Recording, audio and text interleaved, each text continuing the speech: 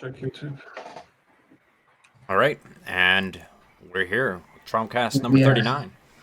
number 39 after a month without any TROM-Cast, which is something. We will try to do this from now on. Really, we'll really struggle to do them weekly. We were busy. Well, we kind of did it for a while, but now that Dima is back, guess who's back? You know, Dima is back, so maybe he'll force us a bit to keep on doing these things. Let me post on social networks really quickly, and then we can go. And before we start, what have you guys been up to? Moving amongst other things. All of you are Everyone's moving. Reorganizing life. How's that? So where are you moving? I'm still in the same old black hole of London, but I'm closer to the center of the black hole called London. So I mean, London, Canada. That is. yeah, right, yeah. Not the good. Oh. Everyone thinks of Yep, that's it. Yeah, that's my situation. And Dima speaks Spanish now. Yes, he does. Yeah. Sí. Señor. Gracias. Yeah, I'm learning. I'm actually doing one experiment. With the learning, I will try to learn Spanish language with the help of edutainment. And it's also will be as an experiment and part of my book. And also I will make a video. So I set up an aim to learn a language using only kind of edutainment, and not direct language learning. So I will do it for 6 months. I will make a video, film the video of the process, and then after 6 months I will do a test, like Spanish lesson test, to see what was the progress and how effective is indirect learning. And yeah, and that's also will be part of my book, because I decided to write the second part for the for-profit entertainment book. And the second part will be more positive. It will be totally directed to the edutainment, and yeah, basically all about that, to kind of inspire more people to do something, to implement some educational stuff in whatever they're doing. And that's the one goal. And the second is just to, with the help of my experiment, to understand, is it effective, and just explore it more. So yeah, that's my plan for 6 months. Wow. Oh, that's interesting. That's awesome. I like I have it. no idea. Maybe I will try to see if I can learn playing bass. Or you can learn Spanish. While you learn Spanish, I'll play them. Yeah, but it have to be indirect. So you have to do something and then play it. Right. So what do you watch videos online or what to learn Spanish? Yeah, it's there are several ideas and approaches. One is just looking for videos. Actually, there are some movies which are specially made for learning. So there's a normal, fictional movie, but it's filmed in a such way so they use very simple dialogues. So if you're a beginner in a lesson in a language, you can kind of slowly start to understand. But there's stories, not like a lesson. It's like a real movie, but they just use simple words. Stuff like that. And there are a lot of apps. Actually, right now I'm looking and researching a lot of apps which could help you with the help of the games to learn the language. And there I found a really cool one. Mm-hmm. So you do a small lessons to memorize a few words, maybe 5-6 words, or up to 10. And then you play with other humans online, and you have to to recognize the word faster or to type it faster. So it's kind of game. It happens with a real person online, and it's really a fun way to learn. So you don't really learn; you just basically play the game. Oh, that's very interesting. I like It it. would be interesting to see how it works. I used Rosetta Stone once. I thought it was quite good, but it's really expensive. If you buy it. What's that? Have you tried it? There are some you have to pay for most of them. Right now, I just because I'm exploring a lot of them, I don't buy. I use on a trial, but then for the experiment, I will buy some just to understand how it works. And yeah, there are also some podcasts which also kind of try to use very simple language, but they speak about some topics. It's not like it's kind of lesson, but it's not a lesson, and that's the idea which interested me the most. So can you learn something properly like that? And yeah, that's the experiment I'm doing. Imagine Dima in 6 months speaking fluently like Spanish. Hola, soy Dima. I hope If you so. can speak, if you'll be able to speak better than us, it won't be that impressive. Yeah, we'll see. And also, it's like, it's really hard at the beginning because you don't know anything. You need some kind of apps and some kind of, the special programs or the special movies. But then after a while, the goal is to start to really like just watch normal movies and try to understand them, just, and also to play games or read the news or just listen to the radio and understand that. So because after a while, after you reach some point of some basic language, you can learn yourself just doing your normal things like reading the news. You could read them every day. Just start to read them in Spanish and so on. Right on. That's cool. Oh yeah. That's how Cody learned English. That's a fact. Yeah, and yeah. And Also, you only test this thing for the book or other things? sorry, can you Do you repeat? test only this thing for the book, or you test different kinds of for other things, like not only language? Right now, I just want to concentrate on language. I will see after a few months if I will have more time. I will do something else. But yeah, for the book, I think it's enough. Just one experiment because I'm also doing video. I film myself and showing what I'm using and doing. For a book, I think it will be enough. Just one experiment because the book will include a lot of stuff as well. So. Oh, that's great. That's That's great. very interesting. Well, let's see how it progress, because now we can observe you. Yeah, right. Yeah. We will help you. We will only talk to you in Spanish. Yeah. Oh, Hola, yeah. ¿cómo está today? ¿Cómo muy bueno? So let's see. That's cool. And it'd be good to have a positive, Mhm. an entire big section based on the positive side of things. I think pretty something negative. new to do something on positive side for us. Yeah, I think you can prove such things. I think they work for sure, but I think people cannot quite try them because they're busy. Like I would love to, or other No, people. but Theo, but that's the thing, because it's indirect learning. It's meant to be like, well, you do something. For example, if you drive a car, you can, I can play those podcasts, and they just speak some easy language, and I can understand and stuff like that. You are tired, you want to watch movie, don't watch it on English or whatever languages, switch it, on Spanish and so on. And that's the idea. So you can learn some stuff actually not directly. So it calls indirect learning. And that's the cool thing about it. So when you came, I will show you a lot. I found a lot of stuff which is very interesting, and like the apps and how it becomes more popular, and more companies and start to do this kind of things. Cool. That's interesting. Yeah, and imagine like you can use the same approach to teach so many other things, like make people accustomed with, for example, to understand science and clinical trials and how health is done, and about like daily lives, like how to maybe help someone in like emergency needs, or to all kinds of just listening to mindless things all the time and just consuming stuff. Yeah, man. Yeah, man, that's exactly my thoughts.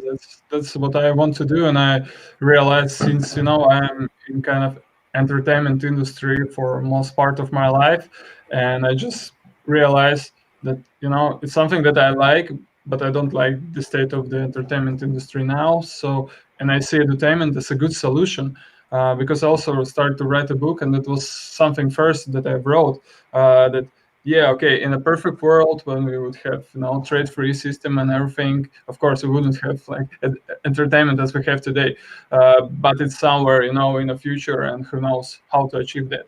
But even today, a lot of artists, creators, writers, whoever do something, they can just blend a little bit of education into whatever they're doing, just a little bit. And maybe you don't you won't change much, you won't like change the whole entertainment industry, but at least you will make more educated people. And the more educated people are, the less they consume, the less they follow the brands, fashion, strive for money and like that. So it's like a win-win situation. Yeah, unless of course, like with everything, like big, if something gets big, it's prone to being bought by companies and transformed into something else.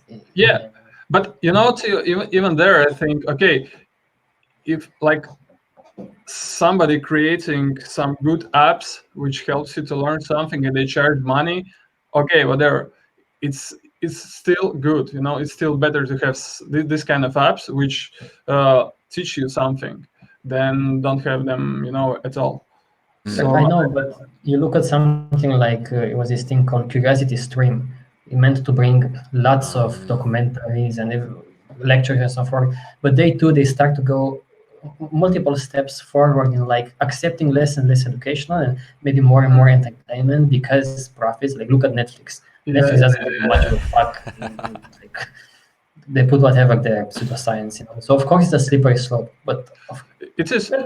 But there I like the same idea as the open source. You just spread out this idea if people like everyone start to do something. Imagine if every musical band, they would add something useful to their music, or any cinematographer, anyone who filming movies, they just add a little bit of something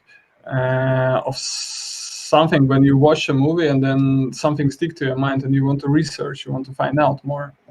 That would be good, even if it's sold, and even companies still making a lot of money out of this, and it's always will be corrupt, and if it's still will be better product, at least that. It was this show, this popular Monty Python or something in UK. Mm-hmm. And they, in a way, to satire, they kind of maybe change views on all kinds of like religion and nationalities. And they also had the song like the Galaxy song or something, was about the galaxy, and it became a bit popular, because they promoted to their show, and they put like facts there, like how far away these galaxies, the other galaxies from us, how many stars there are. And it's interesting, even if that I don't think I haven't heard probably any other song that's based on like, or some bands that make songs, for example, that are based on explaining something in reality, from reality. Like maybe that gets into people's brains somehow, to talk about all kinds of interesting events. So that's also one way to do it, because I've seen that. Yeah, there are actually quite a lot, especially for kids. But like for kids, it's very common, when they through the song they learn some facts. But there are quite a few bands who do some kind of science, but they are not popular. These bands. Yeah, it's a problem. No one listen to them. So, but they are. They've got the bands here. They've got even full albums like dedicated to like maths, and they just think about some formulas and stuff like that. Or about a lot of topics. Yeah.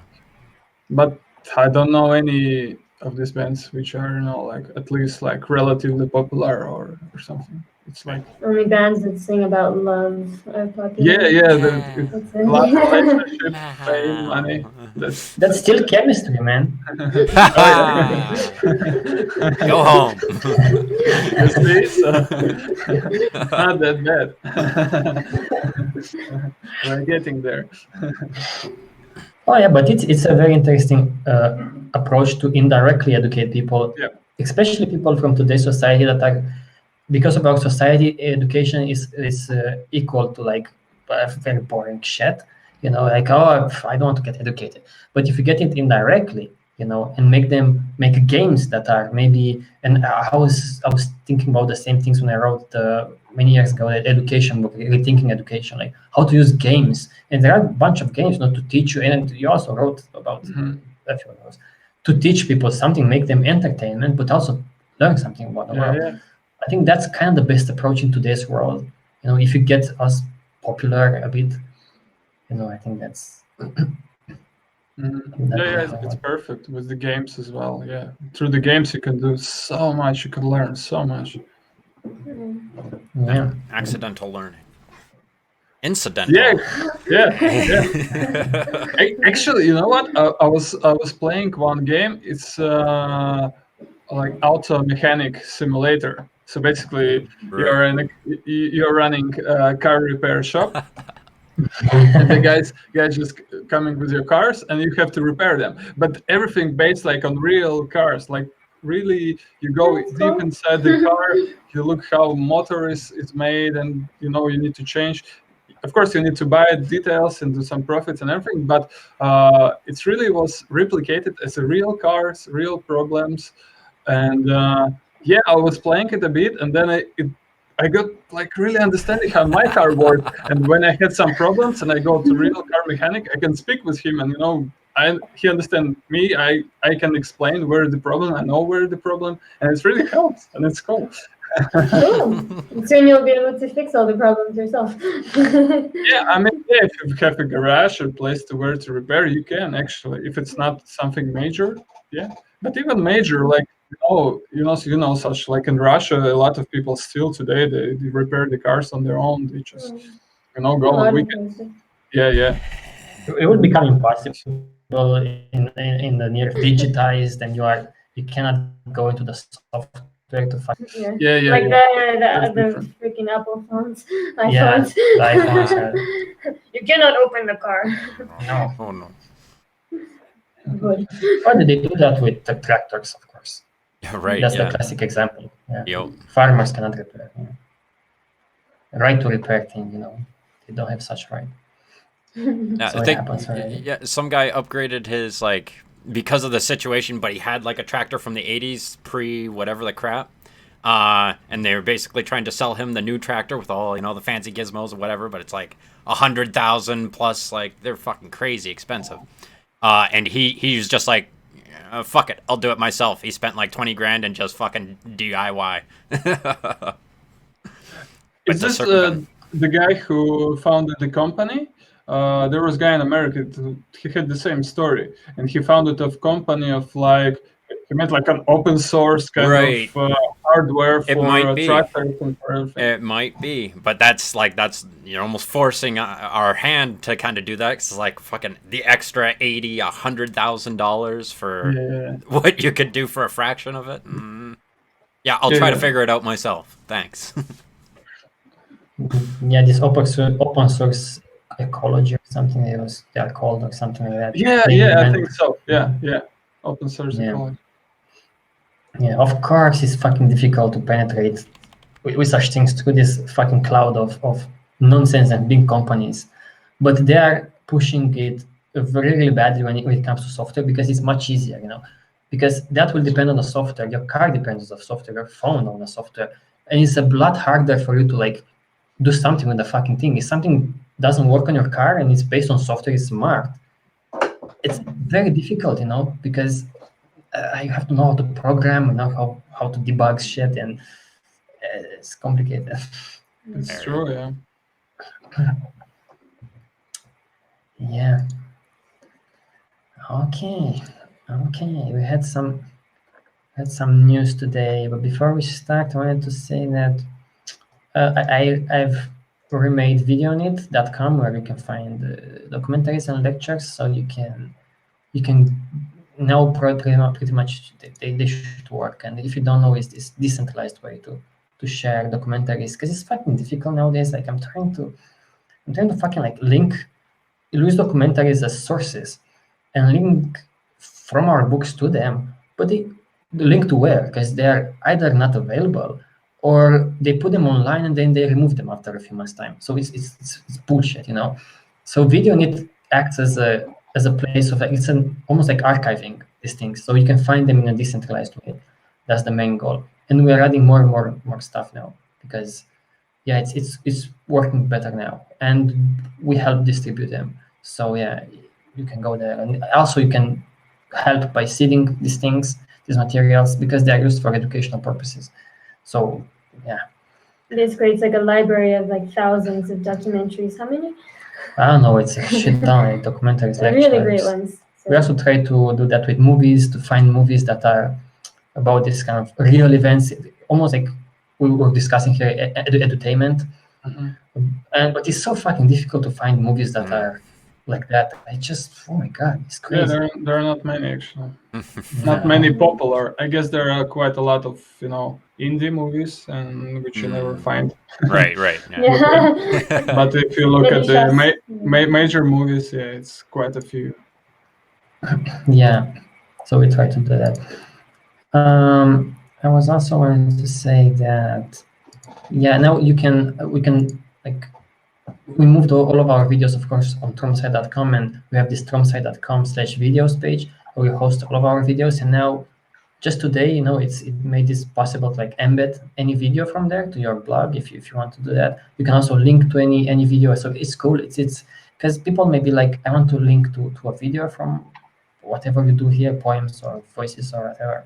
But it was quite difficult in the past because we would try to put them on YouTube and on Vimeo and such, but for one, on Vimeo we had to pay, and there was a pain in the ass. I had to give up to that account, So on YouTube they remove our videos so many times, and they fucking slap us so many times with copyright shit that I had enough of that. So at least now you can get them on tromsite.com/videos, all of our videos. In school that you can link exactly, even to the second. Like maybe you say, oh, you have to show someone like, okay, they discuss in TROM-Cast about this thing. Click link, and then it will link exactly that video, exactly that minute and second. So that's a cool thing that I want to make people aware of. Nice. Because it's quite coolissimo. And next week, these are my news here for TROM projects. Next week we will release another TROM-Jaro image. TROM-Jaro it's a Linux-based operating system that we customized, and Dave helped a lot. Like Dave is amazing. He made it basically how it is today. So next week we release another updated version, and whoever had TROM-Jaro installed, they can just update it. It's no problem. But we release, yeah. So we continue to do, like, in my mind, I have like 3 trains. I see them, these projects as trains that I want for them to just keep on running, keep on being there. You're okay. So it's like VideoNet is TROMsite.com and TROM-Jaro, and I want to have these things working and just add stuff to them, videos and the applications to TROM-Jaro, because now we were for the past month me and Sasha in Romania trying to fix some bullshit with the visa, and I will make a blog post and I will share that because it is very funny. We've been through a lot of bullshit, but now it's fine. Because after that, next week we go back to Spain, and Dima is also there. He moved there. That's why he likes Spanish, because he's afraid that if not, he has to go back. And we will start to make some videos and also a documentary. So we'll get into this kind of video production phase, whatever you call it. I want to try that more, because I have a lot to do there. So I'm super curious to see what we are going to do, because we will do some stuff. Dima has experience in filming and making videos, So yeah, that's what's happening here. We'll post more and more updates about that if we start something. We also released a bunch of videos about TROM-Jaro, for example, and I really loved making those. You can find them on tromjaro.com/articles. We made some really cool, I think, videos, like 6 or so, with people using TROM-Jaro, and I wanted to make it more popular through videos, So we will try more and more such things. I think videos may work better. So yeah, that's what's happening here. Yeah, maybe another like TROM-Jaro video with like Dima. Oh yeah, I will make that for sure. Yeah.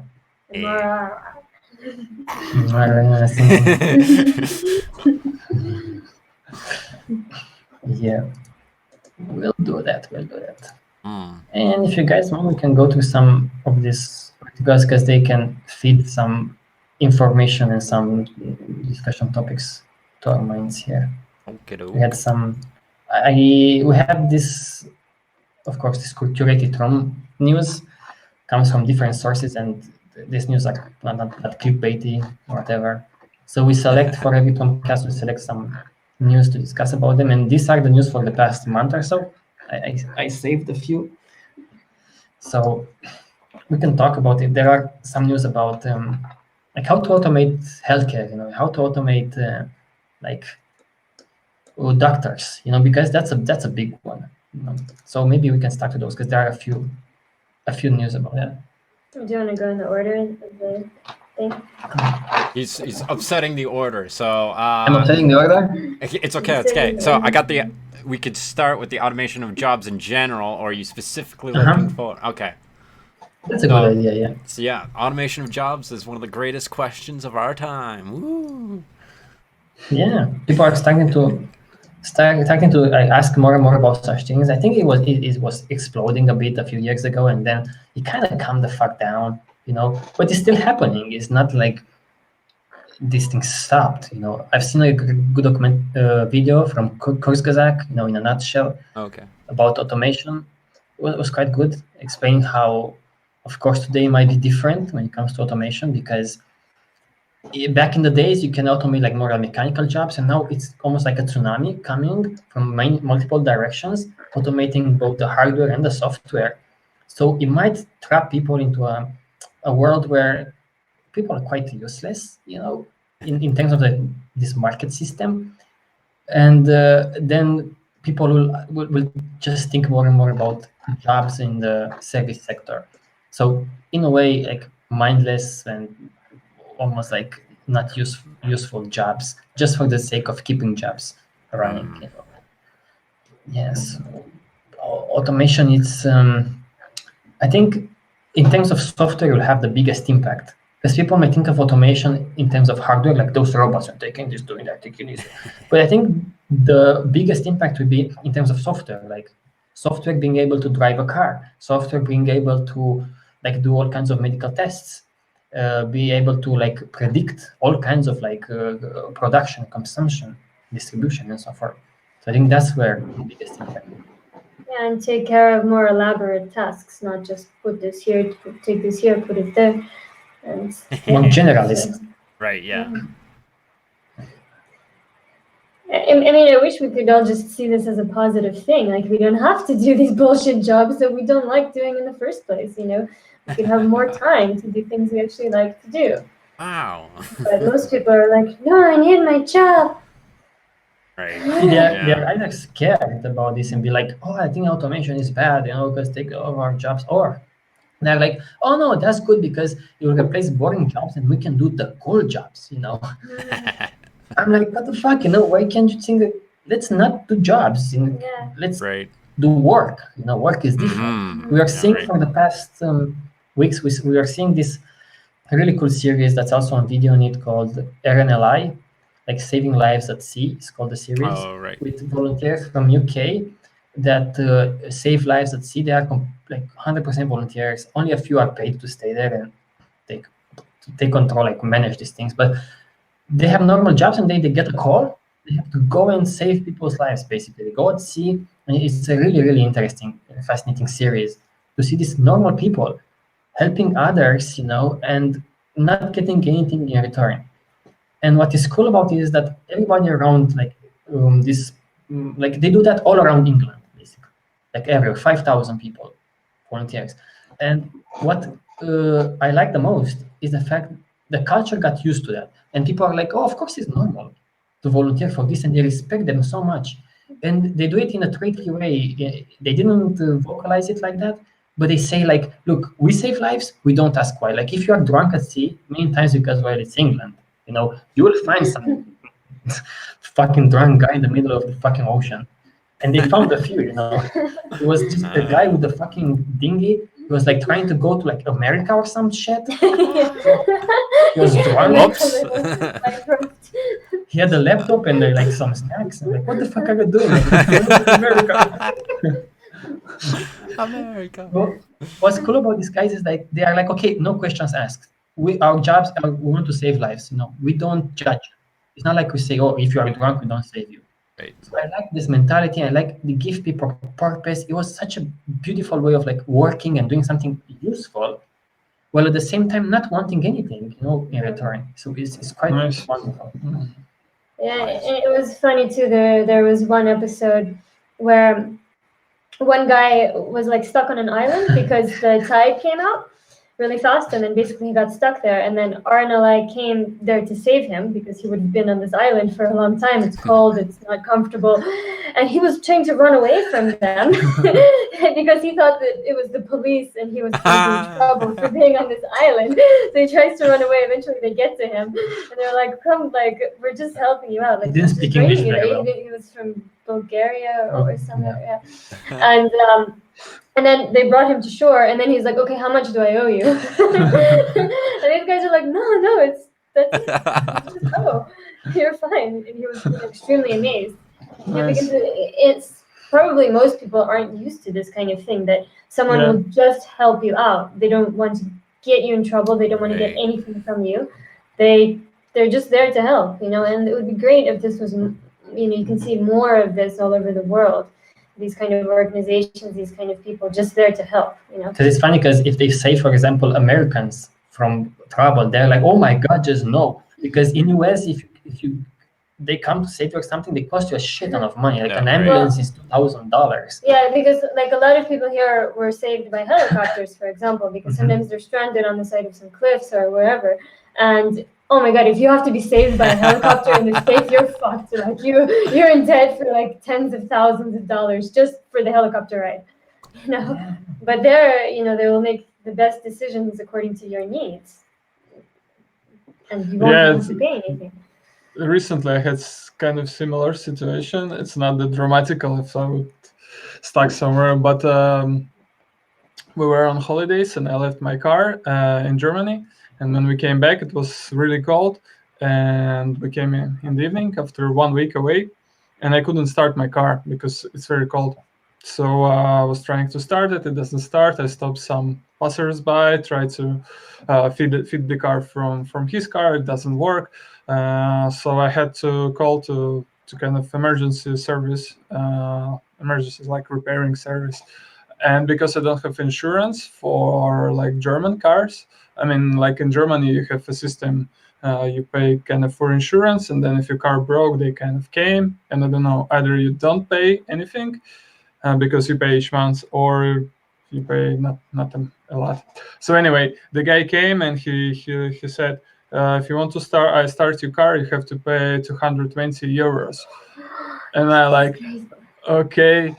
And I said, and I said to him, if there's like some kind of damage, would you repair it for 200 like euros, or you just start it and you go? No, he said, no, I just started.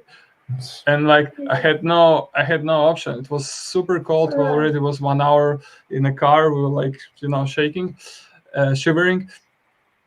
And yeah, I said, okay, I have no options. And he started like my car for not one, but maybe 3 minutes. And yeah, I had to pay for this. I know I'm paying to him, and I don't feel like I'm grateful for him. I feel like I'm just ripped off badly because okay, I would pay him maybe normally, I don't know, 50 euros, maybe it would be okay. But yeah, and he said, yeah, if I don't start it here, I will just take it. He can buy this big car, which like evacuator, which can lift your car up and bring to the car repair shop. But he started there on the place, and yeah. Imagine if I wouldn't have those 200 euros. Jeez. So he wouldn't even start. Although it didn't cost him anything. He just, because he's got a huge car, he just feed his car battery to mine, and it just started like that because he's got really huge car. It didn't cost him anything. Right. Yeah. Okay, maybe fuel to drive. Right. 20, I don't know, 10 kilometers. Here's $20. Yeah, something like that. You think that someone like these guys in UK that save lives, they can do that kind of job for free? Yeah. Like, why can't you do more and more of such things? Because, for example, people rely on those volunteers to save their lives. If they are not there, then they are fucked. They die at sea. Basically, it's a life and death situation. Those guys put their lives in danger. Some people die because they volunteer, and that's just one example. Why can't we? That's what I'm saying. We should try to do more and more such volunteer-based organizations. Just fucking help, and that's it. Yeah. I don't care how, you know. Yeah, because the thing is also, I mean, these people get meaning from doing this. You know, they feel like they have some kind of purpose. They grow a community with it, you know, and it's much more useful than doing some. But you know, fucking you even feel kind of- great. You feel amazing when you help someone. It's really like really great feeling. Yeah. Even if you know ego-based and do it for yourself, you still you kind of help people anyway. You know, because it's Yeah. cool. It's like just what you said, Sasha. Yeah, it's just you feel like valuable. You know, you can help someone, and that's Great. amazing. Yeah, well, if you're getting paid, you know that I saved the guy's lives for the 5,000 that I'm getting paid a month, or because I cared about the guy, you know. Yeah. Imagine guy stuck on an island, on desert island, and you come in helicopter and just shout to him, "Do you want I save you?" Okay, $10,000. You negotiate with them, you know. Okay, bye. You negotiate for 5,000. No, can I do it for 3,000? Well, 3,000 don't get oxygen, you know. Okay, 3,000 on the Yeah, right. halfway. But it's kind of like that in the States, you know. It's Exactly, like if what was it? It costs around $10,000 to deliver a baby. If you want to touch the baby after you kind of take it out from a body, it costs $40 more. You know, if it's called skin to skin contact. You know, that's a new added service, which is like, what the fuck? No, wait, seriously, you have to pay 10,000 for On average, regular. it can Yeah, be right. more than that. Yeah. On average. Okay. You Just get accept your it. fingers chopped up. You have to choose. You know, Yeah, which one? which one can I keep? How much can I afford? Which fingers? Yeah. It's this funny video with this guy, I think it was from US, asking people from UK, you know, how much do you think it costs, you know, to deliver a baby, you know, in US? And people were like, I don't know, $100. And I don't know, 10,000. Like, what? Shut the fuck up. Yeah, what about an ambulance? And they're like, aren't they free? No. How can you charge for an ambulance? Yeah. How do you not You charge for see, an I see ambulance? the positive part in this, in the sense that look how we are getting used to it, that we defend it. Even these people who are like capitalists here in Europe or whatever, they defend this kind of thing. They're like, look, it's good that, for example, ambulances or healthcare is free or whatever other services is great. They defend them, you know. So you can get such things ingrained into these people, be like, accept them as normal, you know. Compare US or with Spain, for example, healthcare or whatever. And you're like, how come those people don't see the advantage, but these people see the advantage? No, because it's not in their culture and there's not many interest there in US. But in essence, they can get used to it and such things can work for free. You know, we can prove that they work for free for like a service for people to be free. I don't know how you do it, but it kind of works. So the more you also automate stuff, the easier it is. Like, for example, with testing medicine and so forth, because you need less and less people. You make it easier, you know, so you don't rely so much on volunteers. You know? So in a sense, people shouldn't think about automating jobs as much as thinking about automating work, you know, because jobs you can be like, oh, what about this accounting company, you know, or the fucking lawyers, you know, let's automate lawyers, you know. Lawyers are the most scumbag people on earth. Like, I'm sorry, but that's what the fuck it is, you know. They defend everybody. It's like, oh, and it costs you money. Like, we saw this documentary yesterday. This girl wanted to like sue this fucking company. It was just, oh my god, such a mind-blowing documentary. It's called Out for Blood in Silicon Valley. It's this company who wanted to invent just like a blood test that will detect so many diseases. And of course, they like more than 200 diseases. Yeah. Theranos, I think. Theranos, like $9 billion value that. And it was a fucking scam. Like, it was such ridiculous that they had this little machine.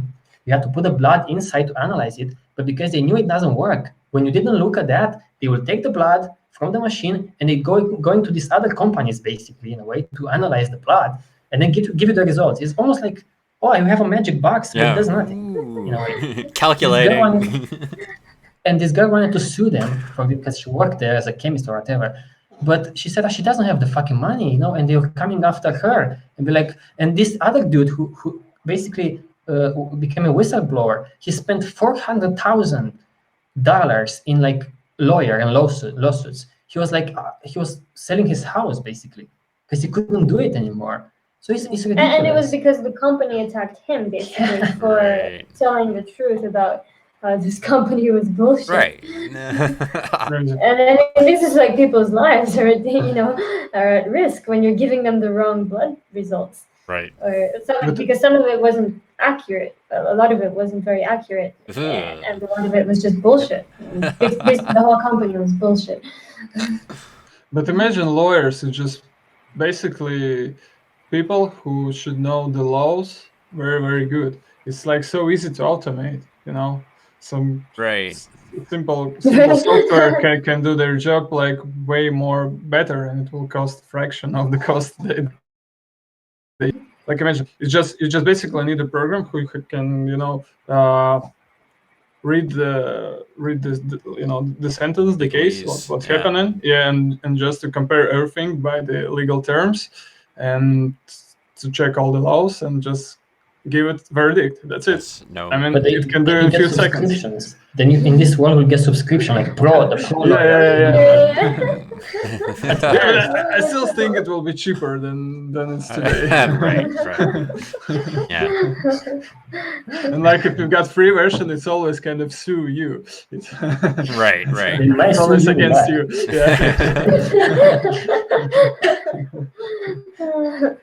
We laugh, but such things are kind of coming. I think they even test such things like with lawyers, automating all kinds of processes in the whatever justice system. Judicial system. Judicial. Jiu-jitsu. Ooh, yes. Yeah, so where do you see some automation like already where it wasn't before, like 15 years ago or so, and now it's completely almost like automated? Have you seen? Yeah, checkouts. Yeah, pretty much. Yeah, checkouts. Yeah, more or less it's checkouts where you see like everywhere. Today it's also noticed even in the airports you have to check in your bag by yourself. Oh, right. Which is good, it's faster. Did you pack your bombs yourself? Yes. Even when you go through immigration, sometimes they do like face scan or face scan. Right. Oh yeah, those things as well. Yeah. They don't even, in some places, depending on your passport, you don't have to. Yeah, you just see a real person. Just ask China; they're very good at automating such things. Yeah. So that, but I think it's also behind the scenes a lot of things that we may not see. Like for example, in medicine, you don't have to do many things manually, like with blood or all kinds of fluids. The automated testing with medicine, with all kinds of tests and such. I think that's another thing. I've seen banks, for example, because my mother used to work in a bank. No, it's nothing. It's just like you go. It's just a little machine, hole in the wall. And you just go there and take money out and put money on whatever fucking thing. Even probably get the credit. Right. Fucking thing. And I think we'll see a lot in the with cars probably, but big companies automating like lots of trucks that transport a lot of shit in this world, being all automated probably. We'll see that. And there are lots of jobs. And lots of jobs. And what else? We see. I even like with healthcare here in Spain, I've realized that because everything digital is so automated, like you don't even talk to people much. You just go. You have like you have your card, this the health card, and then you put it there on like beep, beep, machine, and then go to this like number or whatever this, and you go there, and then you meet the doctor. But all of the process is not much paperwork. They automate this kind of things. They don't need that. Yeah, it's slowly getting everywhere, but some things notice, some things just happens, and we are so acclimatized to that we don't even realize it's automated. Right. Yeah. Yeah. They also try to like automate and that is other articles that we had here from TROM News. They're trying to automate doctors basically, and one way to one area of medicine, for example, that could be automated is radiology, because basically you have to look at images and detect cancer or abnormal growths. And they're doing a lot of progress with that. Like some say that it's as better as doctors. Some say that, well, they kind of criticize it for good reasons. And these articles also criticize that, how they compare doctors with the machine. But the thing is that they're making progress. That's what I want to highlight here. Yeah, and I mean that should definitely be seen as a positive thing, because it's like, even if it doesn't replace humans, this will help them find the cancer. If it does the job well, you can have a mixture of both AI and humans doing the work, doing a better job, a faster job. Yeah. Because I mean, humans can miss things as well. Oh yeah. So, Imagine that. Oh yeah, they're so tired, Yeah. for example. And these articles look at more like in a more skeptical way about such AIs, because some are, of course, are made by, for example, Google, and they don't make them with a purpose of like entirely to like let's improve medicine. Of course, they make it to be like, okay, let's maybe sell it as a service at one point, and it is, I like this criticism that I didn't think much about up until like a few months ago. There are many companies who come and say, we have this great technology to like detect some diseases, for example, let's say cancer or whatever. And even if they are good technologies and they can detect cancer or some diseases, so what? So what if you don't have in place a system like a healthcare system that can do something with that fucking thing, like, for example, help people like get rid of the fucking cancer or the fucking disease? Then it's a kind of a nothing thing in today's society, because you just tell people that, well, you might be fucked, and you have the proof here that you are fucked, and then go home. That's what they call as vertical medicine. It's like, we don't care. I'm Bill Gates and I invest in like malaria or whatever the fuck, or I'm this, I'm investing in colorectal cancer. But they don't look at the like horizontal healthcare, where you have to prevent stuff, and take care of people. That's a different kind of monster, So I like that criticism, because this company, as we saw in the documentary, they wanted to detect very accurately like 200 diseases from a drop of blood, basically. Okay, so what? What now? Especially in US, people are paying for that shit. And what now? Like, okay, you have these diseases, but no kind of way to tackle them. Yeah, because what do you do after? Okay, so I have the disease. Oh fuck. And it was like a lot of these people liked the idea of this blood test, because it was a lot cheaper, and then the normal way where you take a lot of blood and So this appealed to people that didn't have enough money they didn't have health insurance and didn't have enough money to pay for healthcare. So that's even worse, it's pretty bad either way. It's like you get this drop of blood, it might give you the wrong results. And now what if you have the disease? It's like those wearables, that are like, they tell you if you sleep well or not. And it was this documentary, so this guy was testing them. He's like, okay, maybe they're accurate. And maybe they said I really sleep very badly. Okay, now what? I'm even more anxious about this. It's even worse than that. Just giving anxiety about this shit. Right. I mean, not to say that if you think you have some disease that you shouldn't be checked for it, but the important thing is to integrate it all into. And it's not in their interest. That's the point here. It's not in their interest. Their interest is like, no, we just detect cancer. We don't. Well, because their interest is to make money. So exactly. This is one way to make money, and that's it. We don't care about fixing people. Yeah.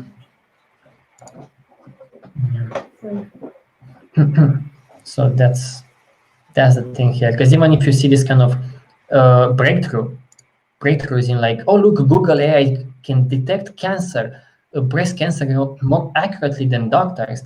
Okay, for one, is great, but be a bit skeptical, because maybe it might be a PR fucking thing. So be kind of skeptical. Second, what do we do with that? In our society, what do we do with that?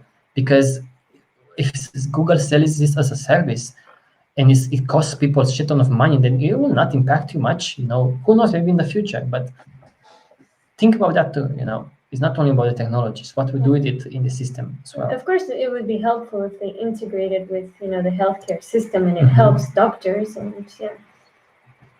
helps the process.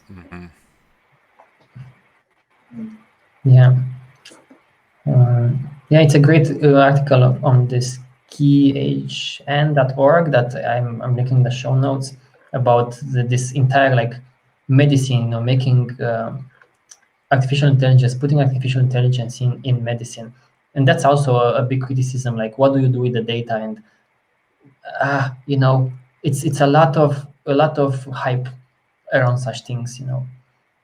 And sometimes too much information, it can be bad, you know, because it collects too much stuff and you cannot do much with it. Google's gonna know even more. Google is going to know even more. That's for sure. That's for sure. You search on Google, you have cancer. Woohoo! Thanks. I can guarantee you, yeah. How to fix cancer. It'll sell you 1,000 ways. Oh, really? I'll start right here.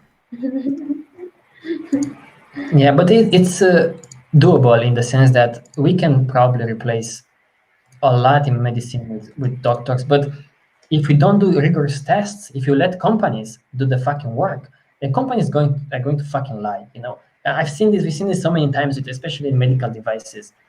They're just going to lie because if they sell a service out of that fucking thing, then that's what they care about.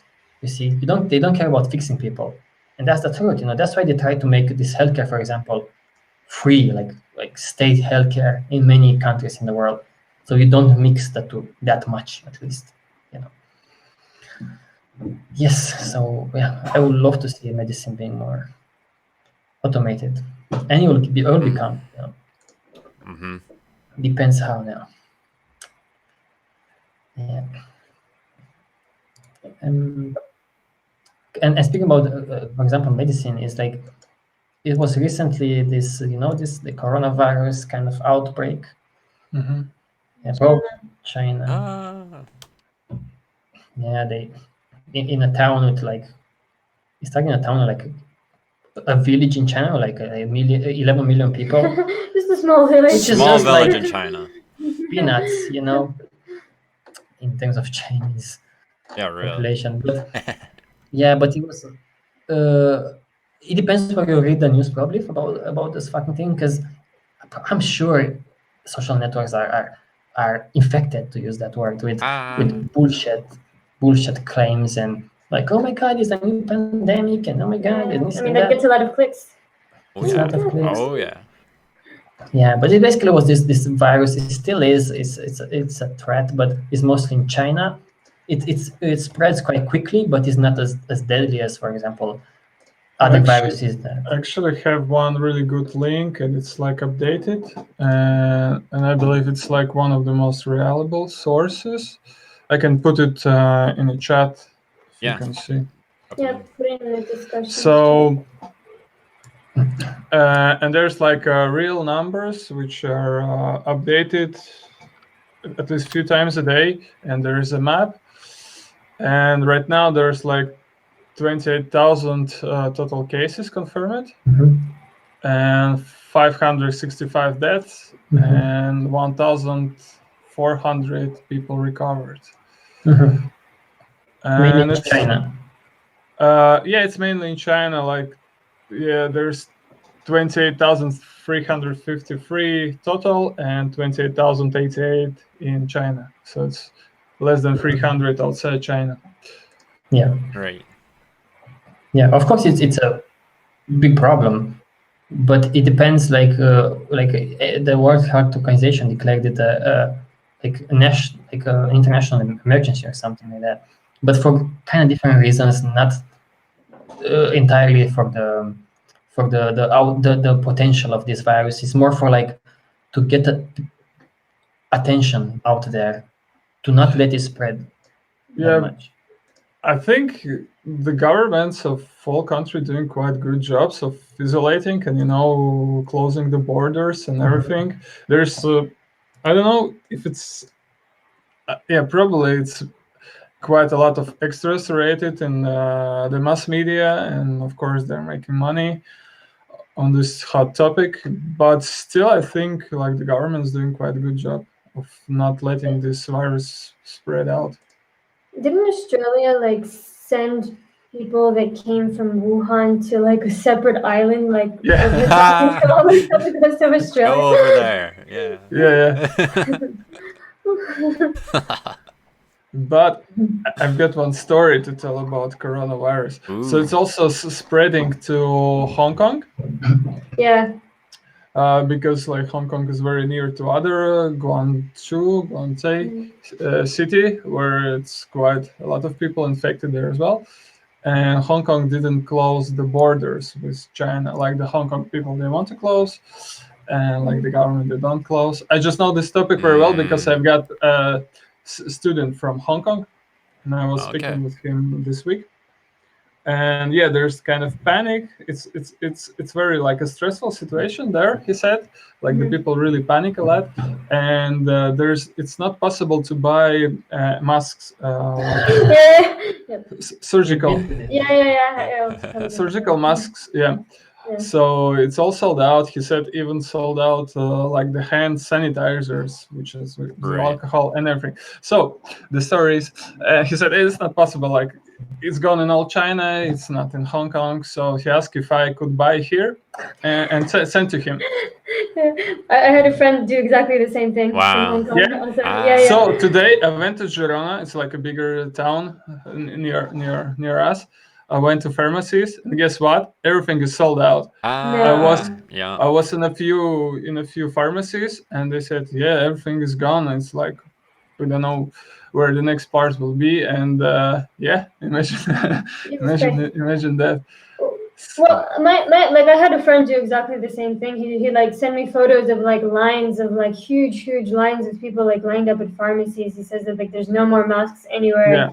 He works as like in a nursing home as well, and he said even there like are running out of masks. Like he asked me the same thing, and I was like, I mean that can't be an efficient way. Like there's got to be a better way to get masks. And then but we found like a link on AliExpress where you can order them online, and within a few days they should be able to get them. So because he said that like Alibaba and Amazon are like all sold out, and I went on Amazon and I looked and I'm like, okay, really I couldn't find any masks to be sent to Hong Kong.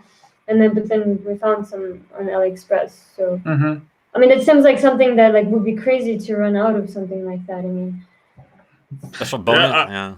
I would never imagine that in Spain. That's creeped as far. But where's our supply coming from? Where did we ship all the things to be made? From China back to Europe and back to China. Yeah, that's right. Efficiency. So then they just stopped shipping them to Europe. Like, we need them more. Yeah, I think probably what's happened, they just stopped shipping them and they're ours. Just ran out.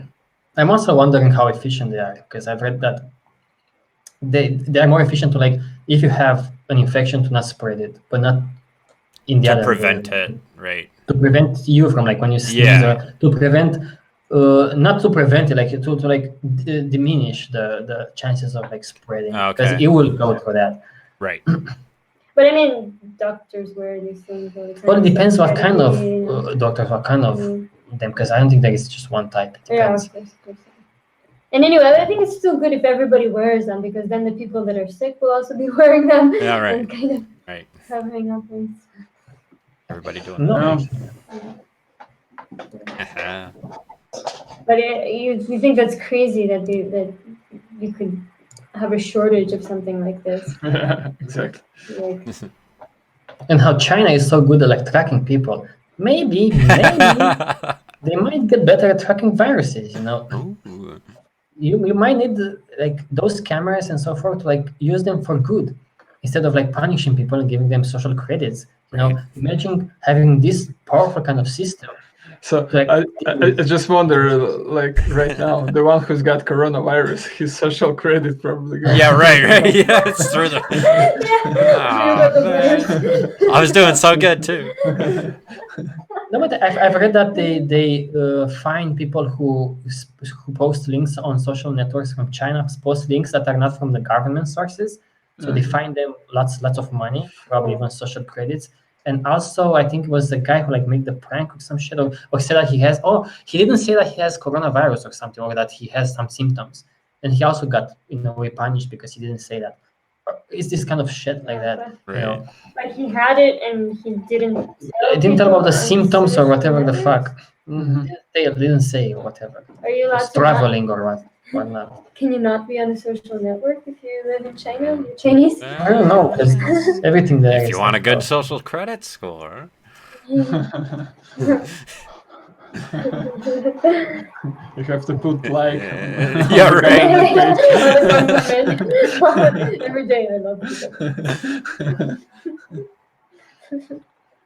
But I think probably I didn't read a lot about this, but probably it became a big problem because, well, China, and it was probably they were not as organized to deal with that. Probably, because it's also not a kind of poor area there, probably spread even quicker. Right. And if you have a lot of people living in a place without great infrastructure for a lot of And these food people, markets from Yeah. where probably that Right. got from. They say it got from some kind of meat, like they think like it could be pork, or it can be even camel, or it can be even bat Right. meat. You can. So yeah, but you can only prevent such things in a sense of like keeping the population more like everything like cleaner, and then more like the higher standards of living in a way that the infrastructure can keep such things from spreading, even from happening. So that's kind of how you should approach these things, because there are also like this news about I think it's connected with smart cities. If you will think about a truly smart city in today's world is like, oh, collecting data about people. Let's see how people shop. That shouldn't be the idea of a smart city.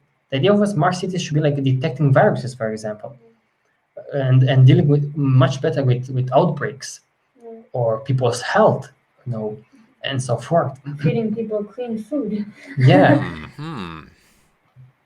And I think it's becoming, you'll see for the next 5 to 10 years, I think it will be a craze in smart cities. I'm sure there will be like, I've seen Toyota now, they are building a smart city for Toyota employees and not like families or whatever. I think it will be an explosion of smart cities in the sense that Google does it in Toronto, Toyota does it in I think Japan. They do it. So people will, it's a mask put on the, oh, it's a city where it collects a shit ton of data and people do the same fucking things. They just fucking work and shop, and it will be a craze, I think, in the next years with smart cities. A big craze. Yeah, and it would just be this crazy data collecting hub, basically. Yeah. Delicious. You think China would be like right on this? Oh, they are right on Yeah. this fucking thing. The smart Like cities are every just regular Chinese cities. city is smart. Yeah, right. Well, go in Shenzhen or whatever the fuck that the Silicon Valley of Right. China, and then you'll see there. Yeah, it exploded. Yeah. So I was thinking like, because now TVP wants to build a smart city, and I can argue, I have my own thoughts about that, of course, because I'm familiar with TVP and so forth. I kind of worked with them for a few years, but I was thinking like, because of this craze of smart cities, I wouldn't be surprised for someone to like invest in TVP to make like a smart city, and if TVP will not understand, much about what these trades and how trades fuck things up, then it's very easy for some company to like make a smart city and then collect all kinds of data and then don't use it in the city, but use it for other marketing purposes. So it's like it's very infectious in a way if you look at how they build these smart cities. For example, it's one I've read one example of the smart street lights. They're smart, but they also track every movement that goes underneath them, like where people walk and how Even people the walk. voice, I think the conversations. So it's nuts because I feel like people don't realize the impact of this fucking shit. And if smart cities become a trend, even if TVP, in the best case scenario, TVP, let's say, may get an investment to build a city, whatever it's efficient or not in like their grand plan of building a city, but I think they will be abused or tricked into this data trade and attention trade. I don't know if we can escape these fucking things nowadays. No, with the smart fucking things. Yeah, I mean, I would hope that they wouldn't fall into that because they're quite strict with like they just want people to donate money basically to have complete control of building the city that they want to build. I don't think that they would go for somebody else having control of what's going to be happening in the city. But but it's easy when if Google sponsorized you. I don't think Google, like I'm not sure what Sam would like Google sponsored TVP City. oh, that would be fun, I think. Oh, Google has so many like departments, you know. You might not know. Yeah, You right. don't even know, but I don't think people get this. But take any technology, like light bulbs, internet, you know, whatever you want to implement in the city, cars and the network, they are managed today by companies. If you don't want to get managed by companies, then you have to kind of develop yourself. Yeah. And these companies, their main thing here is like what they're getting their teeth into is data collection. So imagine I make a city and I want to put just internet. That's it, internet in the city. Unless I have my experts who can kind of pay for manage this fucking shit and make sure that the data is not like used for other purposes, then any company that I'm going to pay to install an internet connection there, they're going to take advantage of this shit. Okay, that's how it fucking is. You know, all of these big companies, that's the fuck they do. You know, you cannot invent a self-driving car. That's what I'm trying to say. How do you get what I'm trying to say? You cannot invent a self-driving car, websites and an internet connection and smart toasters, whatever the fuck. You cannot. So you rely on companies to provide that for you. Okay, and these companies now they are smart. That's what I'm trying to say. So they will not just implement that into your fucking thing. You know, I don't think that's how they work anymore. So I hope people get that because I think it's crazy. Yeah, of course. If you understand how this Because system. if you want everything to be automated, you have to get that technology from somewhere. I mean, I think I don't know. Maybe this is like what TVP is thinking is to basically build this kind of technology from the ground up. But that's not gonna happen. Right. It's too much. Yeah. Just No, I'm just making people aware that that's what is happening today with these smart things. So don't take smart for granted. Smart means they can't collecting data. You know, whatever the fuck they do with the data, well, most of the time they want to sell shit. So kind of that's how it is. You know. Like for example, I think we said that in the last TROM-Cast or something that Google, for example, because has so much influence on the self-driving cars market, and they have so much data. They are thinking now, as far as I remember, and I've read this article, not to make self-driving cars as much as renting the software. So you have a company want to make self-driving cars. Well, it's kind of like we have a Samsung, but you have Android. Android is Google's bitch, in a way, you know. So that's what they are going to do with smart driving cars and other software, you know. So it's a complicated world. That's what I'm trying to say in terms of trades. It's very difficult to escape it, especially when you want to make a smart city. I don't know. Like you can't escape the entire world. Especially if you want highly advanced technology, you know. Right. Maybe the only way you could completely isolate yourself is if you just had like a completely, you know, village in the jungle. All right. Without internet, without anything, you know. Especially because these companies also lie, like some motherfuckers.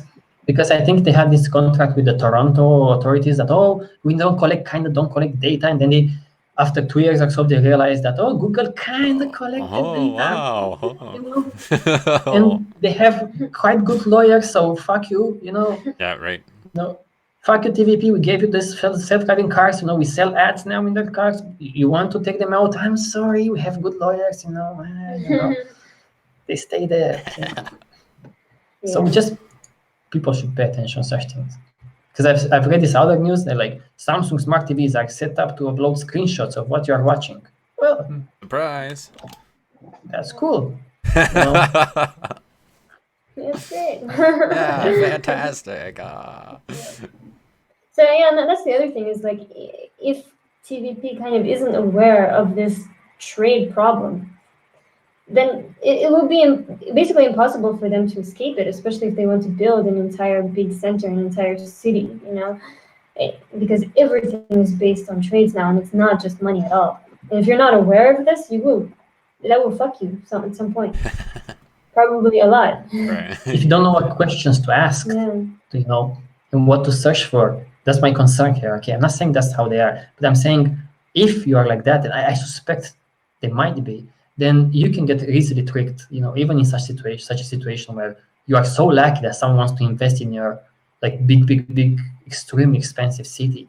You know, so Samsung will sell you TVs, and then guess what? After 4 months, they're like, oh, you kind of take screenshots of Jack's lectures. You send it through Facebook. Yeah. Do you guys have smart TVs? Oh, hell no. I don't even have not smart. Yeah, really. I'll take the dumb everything, please.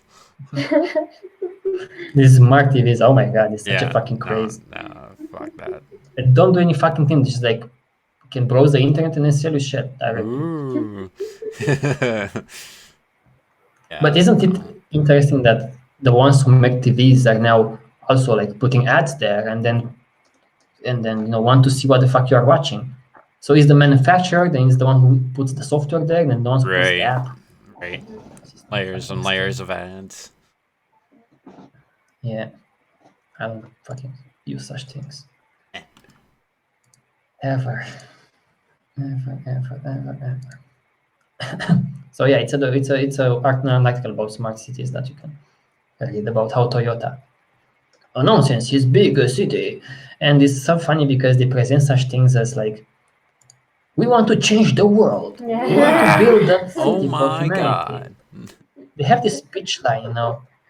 I fucking hate when I see this because people buy into that shit. You know, Apple, like I said, is not selling iPhones. No, he's providing a new experience for the users. No, Airbnb or Uber, no, they don't just provide. They don't take money from people. No, they make it easier to move around. You know, to explore the world. They want to make the world a better place. Yeah. Oh That's my why god. we need these millions of dollars. What, Cody? What do you think is Facebook doing? Huh?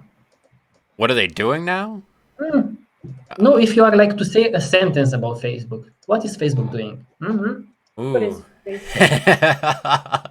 A data harvesting you for the say? evil of mankind? What? No, they connect people. Connect Cody. people. Right. Oh, okay. That's Right. Of connection. course.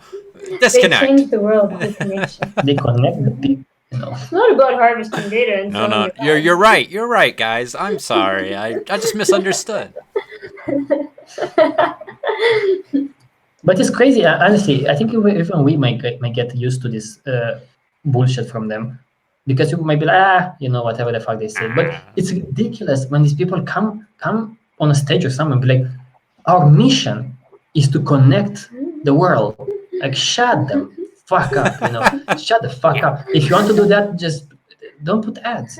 Well, but we cannot connect the people like that. Yeah, and it's interesting how we get so used to this so fast too. Because I think in one of the articles it was saying that just a few years ago, back when you rented tapes or whatever from Blockbuster or whatever, it was illegal to sell that information to third parties. And now it's like no problem at all. Netflix takes everything. Yeah, because partly you agree whenever you Right. sign up for any service, any website, any Facebook, Gmail, you kind of tick that box, which like 200 pages long. Yeah, right. Of the terms and conditions apply, and then like nobody knows what you're saying. So you kind of agree. You need to hire a lawyer to find out. Yeah, absolutely. Yeah. You have a choice. Half the world on the Facebook, but you have a choice. Yeah. I think it was this guy had a really funny video reading the terms and conditions from Apple products. It took him like 20 hours or so. It was very funny because he posted the entire video on YouTube, 20 hours, like, continuously reading. It was like at one point in the bathtub, like reading there.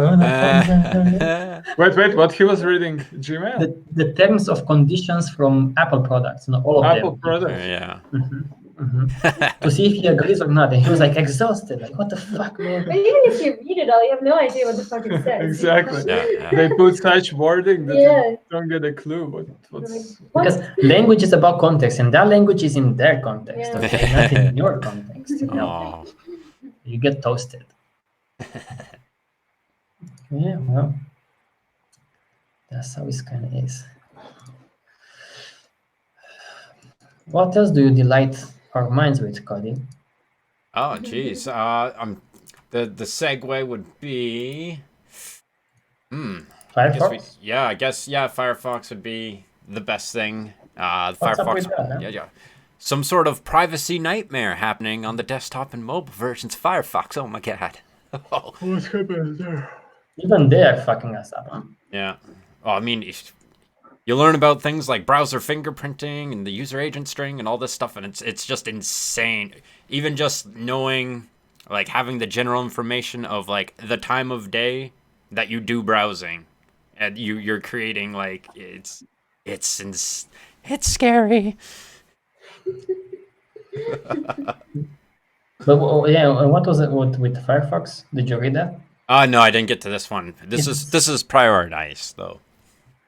As far as I remember, was they have this kind of, they still track users for their own, like they say that for good reasons, for like, I don't know, reporting bugs or whatever. But they also have this contract with a company that's kind of sells ads, and they use this kind of data, but they say it's anonymized. So they are also like really difficult to escape this fucking thing, even for like someone like Mozilla, like the guys from like Firefox, because they are non-for-profit, but still they kind of. They can also change, They Yeah, start they off as a good change. thing, and then, we're Yeah. fucked. We need money. We can sell some of this data. Yeah. So just so you know, we kind of deactivated these kind of things for Jaro because we ship it with Firefox enabled, and we will do some more tweakings to Firefox to like not send data to Firefox. And people might say, what the fuck, what are you so fucking concerned about this shit? So what? You give some data. What I'm concerned is not this, is the slippery slope and the fact that people get used to it. That's what concerns me. People get used to it, be like, oh, okay, and then they get used to it, and then Chrome, like from Google, the other browser that's a lot more popular, and Chrome is like, now we have so much data about people. What if we like insert ads directly from the browser into people's like web pages, and they will do that probably in the future because they have something like on those lines. So of course, people don't see the slippery slope. It's so complicated for the majority of people, so they couldn't care less, Shit. And then you think about the bigger problem, within all of this. They're just selling you ads to sell you more and more shit. It's just not fucking sustainable at all. It's just sick, just to sell more and more and more and more shit. Yeah. Then people are upset that, oh my god, we have too much plastic. Oh, we're changing the climate. Oh my god, pollution here. Like, it's because you have so much, you're fucking selling all this stupid shit and everyone's fucking buying into it. That's why. Oh my god, we're cutting down the rainforest. Oh, wow. These companies cut down the rainforest. We saw another documentary. It was quite ironic how people like basically eating mountains, like they just destroy mountains to create shit, and then on the other hand they create mountains of garbage, which is very in a way funny and ridiculous. Like they just level down mountains of like rock and they build mountains of garbage on the other side of the world. Oh my god, Moving mountains. Garbage mountains. We have a few more there if you want to go to them quickly. On the bright side, there's some open source alternatives for the Kindle. Yeah. People are making these kinds of alternatives, which is also good to know. It's also a website called hackaday.io. Now we feed from that in our TROM-Creator news. They show you open source hardware, for example, how to build your own laptop or how to build your own smartwatch or smart home, and it's quite cool. They have all kinds of projects. This is one of them. You can buy this Kindle, but you can also kind of build it yourself. It's not super difficult, right? But I like this mentality at least. Some people try, and I appreciate them for that. You cannot buy it. Yeah, you just you have to build your own, right? This one, yeah, you can build. You can take components and you can build it for your own. For yourself. But you buy components from the same guy who kind of invented this. No. You buy components from other companies, not from the guy who provides this. And he makes no business out of it. No, that's nice. You're just showing how to Just do showing how stuff. to Right. how to do. And on hackaday.io you see lots of such projects, which are it's quite cool. It's quite cool to see that. It's a positive thing. Yes. Yes. A breach of the week, if it were. 250 million Microsoft customer support records were exposed online. There goes your data. Don't worry about that, though. Yeah. Oh, wow. Okay, I didn't... So, if you contacted Microsoft in the past 14 Uh-huh. years, 14, like 14, Jesus. Wow. I was 34 back then. It's just Yeah, right. Wow. Yeah, Yeah. but this, And- these breaches happen all the time. So like Yeah. your medical records, like there's shit that you don't even know is floating out there. That's floating out there. And then you have a credit card bill and your credit's maxed out. And what happened to my identity? But the funny thing here is that it's because of the context of our society that this is bad. Because even if that happened, like, okay, you Right. leak so many, you're leaking 250 million like accounts. What do you think people are so like scared about on one hand and then happy about on one hand? So the scammers are very happy now because they can take a shit ton of email addresses and contact information, and they can, there are lots of people in India, nothing against India, but fuck me, it's like they have like fucking factories of people who are providing customer support Right. for Microsoft, and they will be very happy about this news, because they can trade it in a way. You see, else what the fuck do you do with that? Like, so what? It leaked online, okay? So what the fuck? It wouldn't be a problem. People wouldn't make something out of it, like a trade to obtain something else. Right. So, but yeah, luckily I've never contacted Microsoft for any fucking support. I don't know who the fuck contacts Microsoft. Yeah, really.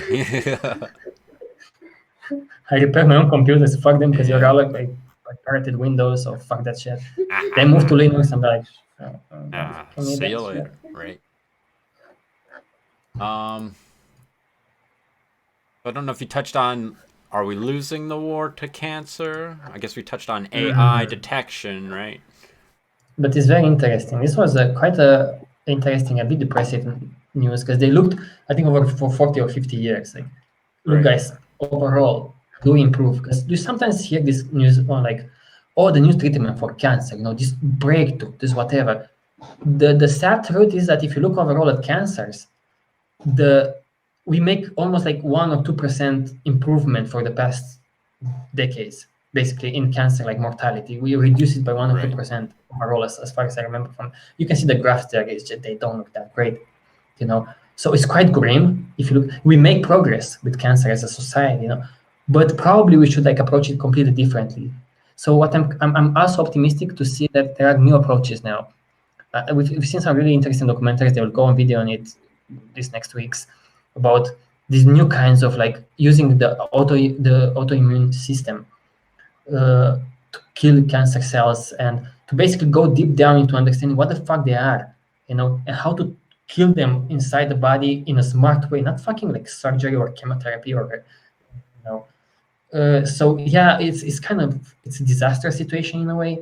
It's a disaster. I didn't know that it's so like so little progress, but it's awful. In a way, it's just fucking awful, So hopefully from now on, we've seen some really interesting documentaries, like really like new shit there, like. And this is, I mean, like the melanoma in melanoma treatment. Yeah. But I mean, this is brand new. This was like the last couple of years or something. Right. It just came out. So hopefully there will be improvements soon. Yeah, but this is a big article talking about this many years of research and so forth. Another interesting thing is that you can see on the graph the cancers that have the best improvement are the ones that they invested most into. So that tells me that like breast cancer is like, I think now it's like survival rate it went from like 60% to like 96% or something. It's just like huge, like almost like no one will die from the rate. But that means that we have kind of the possibility to do something about it. Just that in this society, not much incentive, not much incentive. Not enough. Not enough, not enough incentive. I think I have 2 more news. 2 more? I have the last decade was the hottest on record, surprising no one, if you've been keeping up. Yeah. So I am writing a blog on climate change. It'll be a long one. Hopefully, I'll finish it the next couple of days or so. And let's do like a different TROM-Cast just about climate change. Oh, fun. It's a big topic. Yeah, I can imagine. Yeah, right. But yeah, the last year was the hottest decade on record. The last 5 years were like the 5 of those years were the hottest ever recorded. Right. The hottest. Yeah. Hot. But Greenland looks nicer now, I think. Yeah, it's very nice. Very nice. Looking And there's a forward lot more space in the Arctic, like for more boats to come in. Absolutely. And to drill more oil. I love it. All sorts of. I think we can build like Walmart may build something in Greenland. We could have an Arctic smart city. Like, that's what I'm thinking right now. Yeah, you don't even know what to do with these fucking things because it's so ridiculous. We will talk in the next TROM-Cast. Let's do one about climate change and just talk about such things. And maybe the last one was one about red meat again. I don't have that one.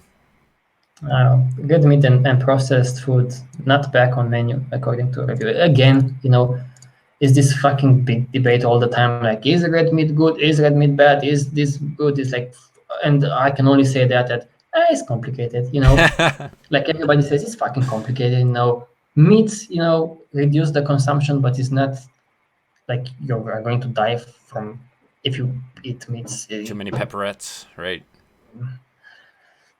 So yeah, it's again is this debate all the time. It's in the study they analyzed 30,000 people or so for the past 30 years or something like that. So it's a big long stretch of a study, and they realized that increases if you eat meat, red meat or processed meat 2 times a week or something, which in Romania means just one breakfast.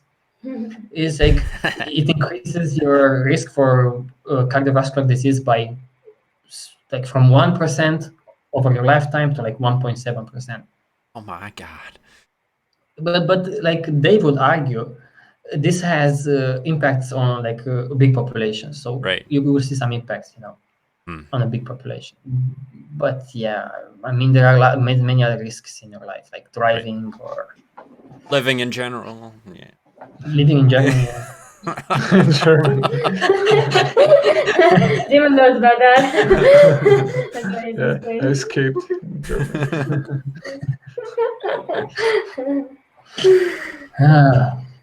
Yeah.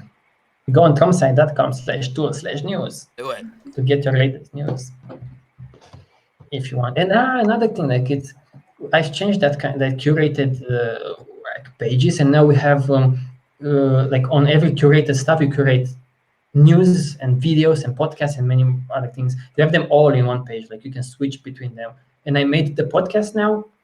We curate podcasts, so it's super cool now that you can go and listen to podcasts directly from tromsite.com. So you have a bunch of podcasts, click listen, and you can listen to any episode. You can, from those created podcasts, you can search for any episode. It's really cool now. It's super cool. So it's useful. I want less friction between people and educational materials, So I'm trying my best to do that. Yeah. Working. Yeah. That's great. I like that. So yeah, was that all the news? That's all I got. News, I think. Any other news you guys want to share? There was plenty already. Anything interesting that happened to you guys for the past weeks, months? Anything you want to say? Any complaint you have? Oh, complaints. I mean, we need another TROM-Cast. The negative cast. Yeah, right. We made that one the positive cast one time. Yeah, right. We should make it the negative cast. But it didn't work out. Yeah, was like it drifted. Positive for like half an hour, and then again, everything's fine. Fake it till you make it. That's what they say in Silicon Valley. Okay.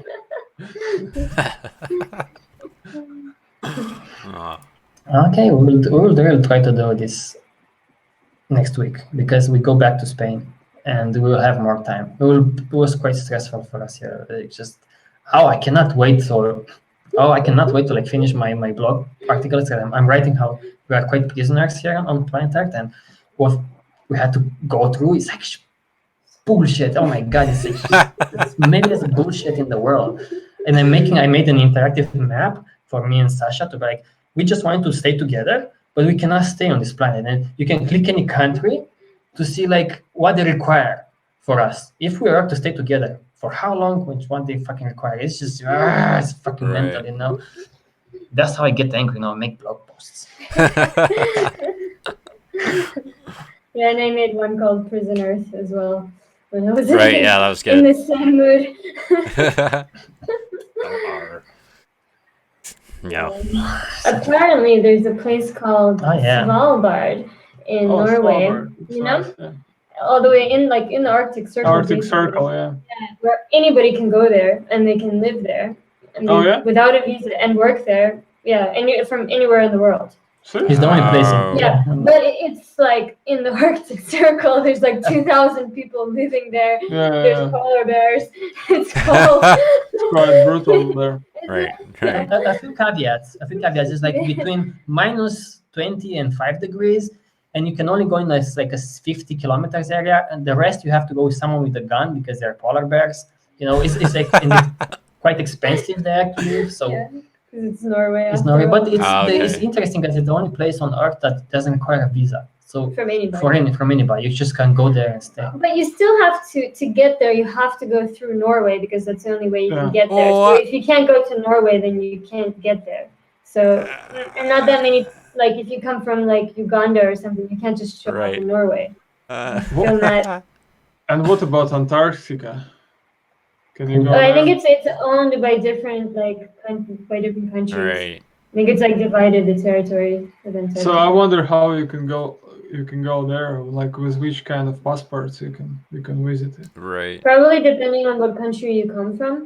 Yeah. Like if you go from like Chile or something, then you're in there and then you're on there too. Probably, I'm not sure. But Svalbard, it's nice. Yeah. There's this, they've got this storage of all the seeds and plants. Oh, that's that place. The vault. Yep. That vault, yeah. All right. For one day, we can regrow the world after we fuck it up so bad. Just in Svalbard. And it's going to be so warm then, and all these seeds are just going to be right. there. Yeah, they'll start to grow. Oh yeah, maybe Svalbard is a good place for Trom to move. Yeah, the Trom guys. Like in 10 years, it really will be warm there, nice climate. Yeah, wait, just property values. And you'll see. It's probably cheap to buy territory there now. And, All right. In 10 years, will be no snow, no polar bears. Right. Excellent. But then it will be overcrowded. Yeah, right. Oh, yeah. There's people there. Now, it used to be, I don't know what the fuck they were doing. They're like, okay, scientific research and whatever the fuck they were doing, like coal, whatever. But now the main business there is tourism. So actually, the Russia, they've got there quite a lot of population. I mean, like the whole population, there's about 2,000 people, but they've got their coal mines and something else, some other mines as well. So they ship people there for working. Oh, okay. Like on turn based. Right. Yeah. But it's funny because you're not allowed to go there like outside the city unless it's like specified with a gun, and you have to know how to shoot it, or with someone with a gun who knows how to use it. You know? Else you're not allowed, you know. So it's logical because then what they're gonna do with your body? Yeah, right. It gets preserved there. Yeah, right. Let the polar bears have some. Yeah. You know. They need to eat too, right? Yeah, it's all good. Maybe it's not healthy for polar bears. Yeah, right. Probably Yeah, not. too fatty. Toxic shit in the human body. I probably won't even like it. They'll take a bite like sharks, you know. Yeah, fuck that. Ah. We've seen this cool Shark. shit. We've seen this cool shit now because of the climate change that everything is like lots of like ice is melting. Polar bears hunting Oh. beluga whales. Like you guys what know the about this? fuck? Oh yeah, I've heard. In the frozen planet, in the Seven Worlds, One Planet documentary. It's Okay. like what the fuck? No, I've never seen that shit That's before. it's in Canada, Cody. It's in Canada. Couldn't be aware. If they can take out a beluga whale, I think I'm in trouble. Yeah, right. Shit. They're They coming to look kind London. of like a beluga whale. Right. No, but what they do is they like because a lot of the ice is melted where they are. They find rocks to stand up on, and they just wait for beluga whales to come by, and then they jump on the whales, and well, they're kind of dolphins. But basically. is It's it like Right. often when they can catch it? Like well, they caught or it is on the, one case and it's like No. Well, it's not just one Video. case because I mean they came there to film it and they got it on Right, film. right, yeah. So They knew you know, about yeah. them doing that. But I swear, like, give polar bears 1 million year and then they go back to the sea. Those motherfuckers, they just hunt so well in the water. They will transform the new whale, the new fucking shark. Like, Right. what the fuck? Yeah. They don't kill them all. If you don't kill them all. Yeah. Yeah. Jeez. So if you want to see that documentary, it's 7 Worlds, One Planet. You can see on video on it if you want. It's great. It's a really great documentary. Okay. I've seen lots of nature documentaries, but that one is just fucking nuts. Mhm. It's really, really cool. Mm-hmm. Some things I didn't see before, Mhm. like this shit. I was like, Yeah, that Yeah, was right. the first time I think it was caught. What? It's a new thing that polar bears are doing apparently because All the polar bears are doing it. Yeah. Well, no, just the Canadian ones. Right. The other ones are picking up like the dead walruses, you know, and that those that fell off those high cliffs. Oh, gee. You've probably seen those. But I mean, they just adapt for the changing environment, Right. and that's how Yeah. evolution works Yeah, all the time. beluga whales now is on. that's why they come to Canada, Cody. Right, right. That's it. That's why I'm getting the fuck out of Canada, Tio. Like, this news is worrying.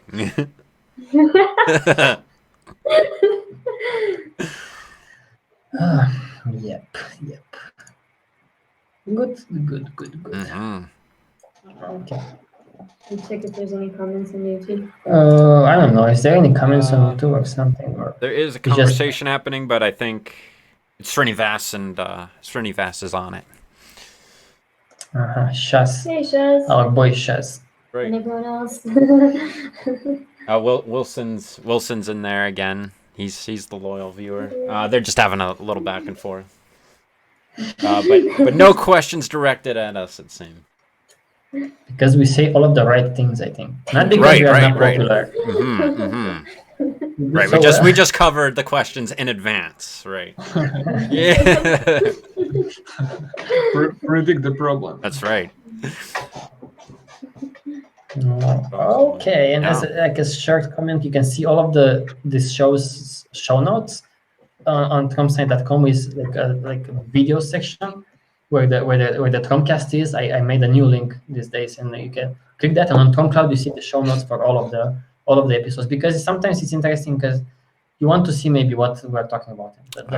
Right. All the news articles. All the news articles. Excellent. And I think we're done. We're done for today. I think we did the thing. Yeah. We did the thing. Finally did the thing. Okay, so anyone can participate, guys. So if anyone listens to this and wants to ever participate, you can participate. Absolutely. TROM-Site.com/chat, and you talk to us directly if you want. Yakety yak. Yep, boys. Okay then. Okay then. Okay. Sorry. Then we'll see you la próxima vez. La próxima semana a la día jueves And Let's see if Dima can come. You know, let's I'm change. trying. Sí, sí. Yeah, right. This education. Muchas gracias. the Buenas noches. Oh, next one will be en español. Solo en español. oh, sí. Spain. Yeah, ¿Dónde sí. está Rafa? Right, right. Rafa. Rafa. Okay, boys. All right. You can turn off the lights. I'll turn off the lights. All right. We'll see you maybe next week. Yeah. All right. Bye. Okay. Bye.